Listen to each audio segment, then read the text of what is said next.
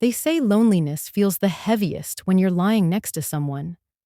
I used to think that was just poetry, a line from some sad novel or a moody song. But then I lived it. Every night, I crawled into a king-sized bed next to Marcus, and the silence between us stretched further than any distance I could name. 10 years of marriage, and we barely spoke in full sentences anymore. Just nods, grunts, and the occasional, "Did you pay the light bill?" Like we were roommates, maybe even less than that. The sheets on his side of the bed were always cold. He came home late, sometimes after midnight. The smell of his cologne and courthouse air still clung to his suits when he slid out of them and fell into the bed, never touching me.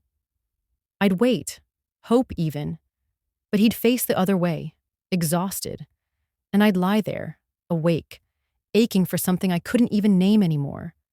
I wasn't always this way. I wasn't always this empty. Monday morning. The morning sun peeked through our sheer white curtains, soft and golden, like a lie. I was already dressed by the time Marcus stumbled out of the bathroom, towel around his waist, earbuds in, half listening to a podcast about real estate markets. "Good morning," I tried, voice light, hopeful. He nodded, didn't even take the earbuds out, just reached for his tie and mumbled, "Did the water bill come in the mail yet?" I didn't answer. I just smiled. To myself. The moment was already gone. Later. That day, my studio. I was in my design studio downtown, walking a new client through wallpaper swatches. He was tall, soft-spoken, maybe in his early 40s, with this warmth in his eyes that made me feel seen. His name was Jordan Ellis, a widowed entrepreneur from Charlotte who had just moved to Atlanta with his 2 kids. "I'm looking for something cozy," he said, pointing at a muted olive green sample. "Not just for the kids, but for me, too. I want it to feel like a home again." The way he said it, soft, like a scar he was trying not to touch, made my throat tighten. "You'll have it," I told him. "You came to the right place." His smile was genuine, gentle. For the first time in months, I felt like a woman again. Not just a wife, not just someone's second thought. I felt noticed. That first message. It started with an innocent email. "Thank you again for today, Vanessa. You have a gift. Can't wait to see what you design." I replied professionally. "It was a pleasure working with you, Jordan. Looking forward to transforming your space." He replied again. This time, less professional. "Also, I meant to say, you have a beautiful energy. It made my day easier." I stared at the screen. My heart shouldn't have fluttered, but it did. I waited 5 minutes before responding. "Thank you. That's kind of you to say." I told myself it was just a compliment. Nothing more. But we both knew better.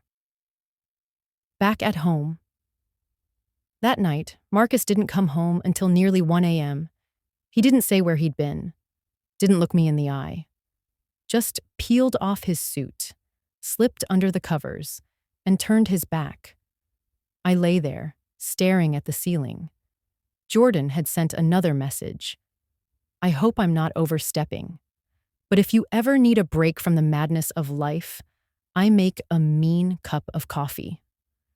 I didn't respond, but I didn't delete the message either. Thursday. The spark. I met Jordan at his house to finalize the living room layout. His kids were at school. The space smelled of cinnamon and pine. His playlist hummed softly in the background. John Legend, of course. We talked about color palettes, furniture placement. Then somehow we talked about grief, about feeling invisible, about how quiet a house can get when love isn't in the walls anymore. There was a pause, not awkward, just full. He looked at me with eyes that didn't rush. "You're Remarkable, Vanessa. My lips parted, but nothing came out. He stepped closer, just a breath away. I could feel the air change. He didn't touch me. He didn't have to. His presence lit something in me that had been cold for years, but I stepped back. I should go, I whispered. He nodded. Of course. But we both knew I'd come back. That night lying beside Marcus again, I realized something terrifying. I hadn't thought about him once while I was with Jordan. Not once. Vault seekers. If you've ever felt the pain of being unseen, unheard, or unloved, drop a comment below. Would you have walked away from Jordan's compliment or leaned in like Vanessa? Like, subscribe, and turn on the notification bell to see what happens next. This is Top Stories Vault, where true infidelity stories come alive in its raw form. Marcus didn't notice the leftovers in the fridge anymore. Or maybe he did and just didn't care. I'd been making his favorite, lemon pepper salmon with roasted asparagus, every Thursday for the past 5 years. It used to be our thing. We'd eat, talk about work, laugh over wine, and then maybe curl up on the couch watching reruns of Martin or Scandal. Now, he'd come home late, kiss the baby monitor, not me, and mumble something about court cases and long drives. That Thursday night, I set the table anyway. I lit a candle. I poured the wine. I even sat there, alone, for 23 minutes. Then I packed up his plate, placed it in the fridge, and poured the wine down the sink. He never texted. Friday morning. I walked into my studio earlier than usual, trying to beat the ache that now lived somewhere behind my ribs. But of course, he was there. Jordan, already waiting with coffee in hand. You beat me to my own office, I joked. I figured you might need a little extra today, he said, handing me the cup. I remember you said Fridays are always rough. I smiled, not just because of the coffee, but because he listened. Thanks, I said quietly. His eyes lingered on me for a second too long. I looked away. This is becoming a habit, I murmured. He leaned against the counter, relaxed. Some habits aren't bad. Later. That day, we finalized the wallpaper. We talked about custom shelving. But there was something else hanging in the air between us. That kind of invisible thread that pulls two people into a silence they both understand. I don't know how it happened, Vault Seekers. 1 minute we were talking about accent lighting, and the next our hands brushed. It was the smallest thing, accidental. But it was like my skin remembered what it meant to be wanted. My breath hitched. He noticed. I stepped back, heart pounding. I should get going. I have a meeting. You're not wrong for feeling what you feel, Jordan said, voice low, calm. You're human. I paused. I'm married. I know, he said, but I also know what lonely looks like. And you've been wearing it like perfume. I didn't answer. I couldn't, but I also didn't correct him. That evening. At home. Marcus came home at 10:43 p.m. His tie was loose. His eyes were tired. He didn't ask about my day. Didn't notice the curls I pinned just right, or the new blouse I'd picked out. He kissed my cheek like a stranger brushing past on the subway. How was court? I asked, pretending to care. Long, he said, already walking toward the bathroom. Trial got pushed. I might have to work through the weekend. I nodded, watching him disappear down the hall. That was the 3rd weekend in a row. Saturday. The invitation Jordan texted that morning. I know it's last minute, but my kids are with their aunt. I made brunch. No pressure, just food and sunlight. I stared at the message for what felt like 10 minutes. I told myself it wasn't a date. I told myself I deserved to smile for a day. Just once. I wore jeans and a simple white blouse. No makeup, no heels. But when he opened the door and looked at me like I was art, I wished I'd worn red. Brunch turned confession. He made blueberry pancakes, turkey bacon, and poured fresh orange juice into mason jars like we were in some Hallmark movie. We sat on his back porch. The breeze felt like a hug. The conversation was warm, honest. I used to love the way Marcus looked at me, I said, surprising even myself, like I was a miracle. Do you still love him? Jordan asked gently. I stared at my plate. I love what we used to be. There was a pause, a long one, and then he whispered, and what about now? I couldn't answer, but my silence said everything. That night, guilt in the mirror. When I got home, Marcus was snoring on the couch, shoes still on, TV blaring ESPN. I stood in the hallway, watching him sleep, thinking, if he woke up right now and said, I see you, Vanessa, would I fall back in love? But he didn't. He never did. So I went to bed, alone again. I didn't plan to go to his house that night. I didn't plan on anything at all. But when Marcus canceled our anniversary dinner because the firm needed him, something inside me cracked. 9 years, 9 dinners, 9 broken promises. So I drove. No makeup, no heels, no expectations, just pain and hope. Jordan's place, 8:17 p.m. He opened the door wearing a soft black tee and joggers, barefoot, smelling like sandalwood and fresh laundry. I didn't even say hello. I just stood there trembling. He saw it. He always did. You okay? He asked. I stepped in and closed the door behind me. No, I whispered, but I'm tired of pretending. We didn't rush into anything. He made tea, played music, old school R&B that melted the silence between us. We sat on his couch for what felt like forever, talking, laughing, saying things we'd both been afraid to say out loud. I miss being someone's favorite, I confessed. You are someone's favorite, he said. You just forgot what it feels like.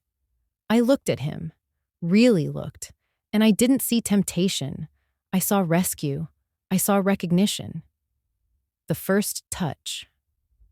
He brushed a curl away from my face, and his fingers lingered at my cheek.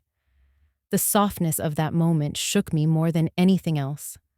I closed my eyes, and when he kissed me, it wasn't fireworks. It was peace. A slow-burning, soul-warming peace that made me realize how cold I'd been living. I let him kiss me again. Longer this time. And then I kissed him back. What happened next? Vault Seekers, I know what you're wondering. Did we go all the way? Let me just say this. There are moments that don't need to be described in detail to be understood. We moved like two people who'd both been waiting, too long, for someone to see them, want them, choose them. Clothes didn't matter. Time disappeared. The world outside that room didn't exist. And when it was over, I didn't feel dirty. I felt awake. Morning guilt. I left before sunrise. I stood outside his door for a long minute, keys in my hand, heart in my throat. The birds were starting to sing, but all I could hear was Marcus's voice in my memory. I do. Forever. Except forever had a deadline, and it had just expired. Home. 6:04 a.m. I slipped into the house like a ghost. Marcus was still asleep, sprawled across the bed like he hadn't noticed I never came home. I sat in the bathroom, staring at myself in the mirror. Red eyes, swollen lips, no makeup, no regret. Only the terrifying realization that something had shifted. Not just between Jordan and me, but within me. The text message. At 7:12 a.m., my phone buzzed. Jordan, I know last night wasn't perfect, but you were. Just don't disappear on me. I typed, deleted, typed again, and finally sent. I don't want to disappear. I just don't know what I'm doing anymore. His reply was instant. Then let's figure it out. Together. The new lie that afternoon, Marcus called. Hey babe, he said. I got off early, thinking of picking up Chinese and watching a movie. You good with that? I stared at the phone like it had insulted me. Now he wanted to be romantic? Now? I swallowed the lump in my throat and answered, Sure. That sounds nice. Because that's what wives do. They lie when the truth would break too much. I thought I could go back to normal. I thought I could cook dinner, fold laundry, kiss Marcus goodnight, and pretend I hadn't just rewritten my wedding vows with another man's fingertips. But I couldn't, because once your soul tastes attention, silence feels like punishment. Monday morning, Marcus handed me my travel mug, kissed my forehead, and smiled like everything was perfect. Long week ahead, he said. Glad I've got you. I nodded. Me too. But I wasn't glad. I was tired. Of pretending. Of acting like his late-night court sessions were more intimate than my craving to be seen. At work, Jordan's eyes. He didn't touch me, didn't say anything inappropriate, but the way he looked at me, like I was still glowing from the inside out, it wrecked me. We were in a meeting with clients, going over paint palettes and lighting angles, and I could feel his gaze on me like heat under my skin. Afterward, as I packed my samples, he walked past me and whispered, You looked distracted. I turned to him. You looked guilty. He smirked. I'm guilty of wanting more. That evening, Marcus surprised me again. He'd picked up dinner, flowers, even ran a bath. It should have felt sweet. It felt suspicious. I stared at him across the table, chewing on a piece of chicken I didn't taste. Why all this? I asked, trying not to sound cold. He shrugged. I miss us. United States. The U.S. he ignored for 2 years? The U.S. he only remembered when someone else finally saw me? The breaking point. That night, after he fell asleep, I lay awake, scrolling through my photos. There it was, Jordan's text from earlier. I don't need all of you, just the part he forgot. I cried, because someone finally understood. And it wasn't the man in my bed. Thursday. The slip. It was raining. We were supposed to finish a walkthrough with a client. The client canceled, so it was just me and Jordan, in an empty condo with echoing walls and tension so thick I could barely breathe. I can't keep doing this, I said. I'm not asking you to, he said softly, but I can't unfeel this. And then he kissed me again, slower, longer, deeper, and I let him. Again. Later that night, at home, I stepped out of the shower and found Marcus sitting on the bed, staring at me. You've been different lately, he said. My heart froze. I'm just tired, I whispered. He nodded but didn't believe me. I could tell. His eyes weren't angry. They were scared, because deep down, maybe he knew. Maybe he'd felt the shift too, that I wasn't his anymore. The mirror. I stood in front of the mirror and whispered to myself, You are a wife. You are a mother. You are a woman who wants more. I touched my lips, still swollen from Jordan's kiss, and for the first time in years, I smiled at my reflection, not because I was proud, but because I was real. I used to think secrets only lived in silence, but the truth? Secrets have a sound. They echo in your heartbeat, when your phone buzzes. They scream in the gaps between eye contact. They hum through the air when guilt walks into the same room as suspicion. And right now, my house was full of sound. Saturday morning. Marcus cooked breakfast, pancakes and bacon. He danced around the kitchen like the man I married a decade ago. But I couldn't focus, because Jordan had texted me just before I woke up. I had a dream last night. You wore my shirt. Nothing else. Woke up hard. Miss you. I stared at the message with the kind of thrill that tasted like danger. Then Marcus leaned over and kissed my cheek. You okay? He asked. Yeah, I lied. Just tired. He studied me like he didn't believe me, because for the first time, he didn't. The almost slip.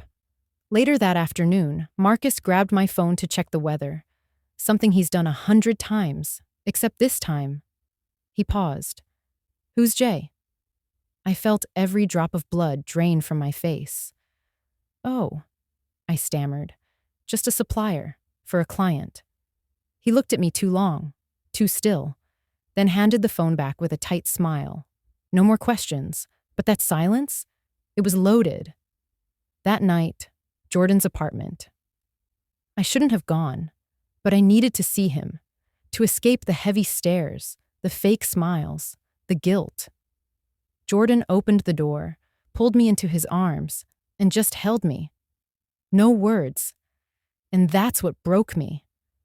I cried into his chest, mascara streaking my cheeks, heart in my throat. He kissed my forehead.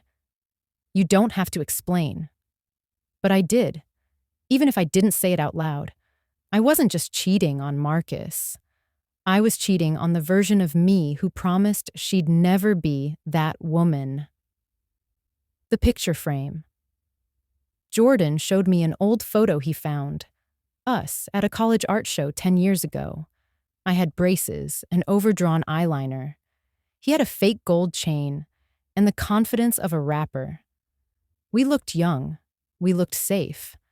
I touched the glass and whispered, "What happened to us?" He replied, "We got scared." The lie that backfired.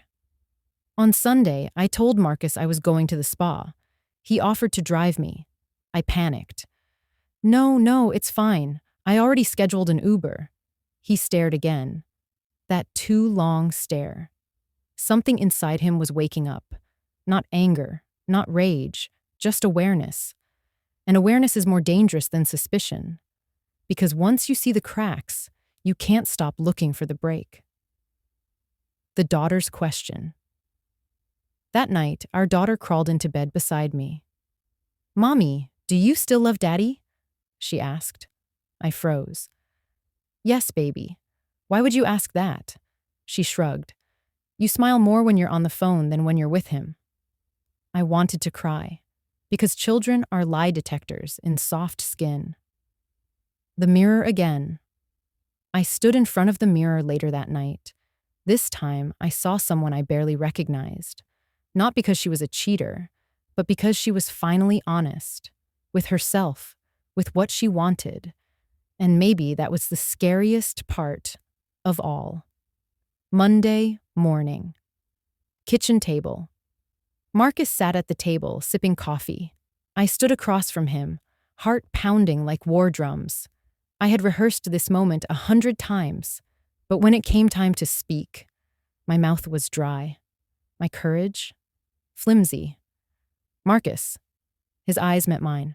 Quiet. Waiting. "I have to tell you something." He didn't blink, just set his cup down slowly. "I figured," he said. "Go on." The words I never thought I'd say. "I cheated." Silence. "I've been cheating." Still silence. "It wasn't a mistake. It wasn't one time. It's been months with someone from my past, someone I never got over." I expected him to rage. Instead, he just breathed. Like a man who'd already known. Like a man watching the final card fall. "Jordan?" he asked. I nodded. The storm beneath the calm Marcus didn't shout, didn't curse. He just looked at me with eyes so empty, I'd have preferred fury. "You gave up on us a long time ago, didn't you? I didn't plan this, but you chose it."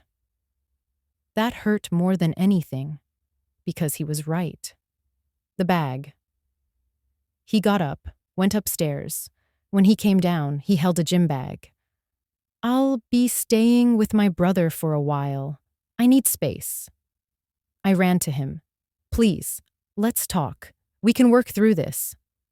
"Work through you falling in love with another man behind my back? With you moaning in another bed while I cooked dinner for our daughter?" He shook his head. "You didn't just cheat on me, Vanessa. You killed me. And then you tried to kiss the corpse." Our daughter walked in. She saw the tears, the bag, the tension. "Daddy, where are you going?" Marcus knelt beside her, his voice calm, breaking. "I'm going to stay with Uncle Trey for a bit. Mommy and I just need some time to figure things out." She started to cry. I couldn't handle it. I wanted to scream, "No, it's my fault. Don't take this out on her."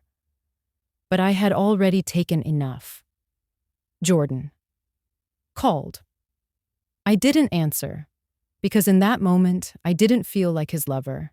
I felt like a destroyer of homes, of promises, of little girls who needed their dads every morning. The letter 2 nights later, I wrote Marcus a letter. I told him everything, not just about Jordan, but about me. The emptiness I never admitted, the parts of myself I tried to silence, the desire for something more, even if I didn't understand what more was. I ended it with, "I'm not asking for your forgiveness. I just wanted you to finally see the woman behind the smile, not the wife, not the mother, just the broken girl trying to fill a silence she didn't know how to live with."